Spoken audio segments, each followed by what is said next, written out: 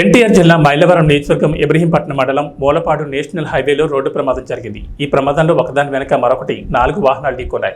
విజయవాడ నుంచి హైదరాబాద్ వైపు వేగంగా వెళ్తున్న 4 వాహనాల్లో ముందున్న వాహనదారుడు సడన్ బ్రేక్ వేయడంతో ఈ ప్రమాదం జరిగినట్లు సమాచారం అందుకున్న ఇబ్రహీంపట్నం ఎస్ఐ శ్రీనివాసరావు సంఘటనా స్థలానికి చేరుకుని వివరాలు సేకరించారు. ఈ ప్రమాదంలో ఎవరికీ ఎటువంటి గాయాలు కాకపోవడంతో అందరూ ఊపిరి పీల్చుకున్నారు. ప్రమాదానికి గల కారణాలు తెలియాల్సి ఉంది.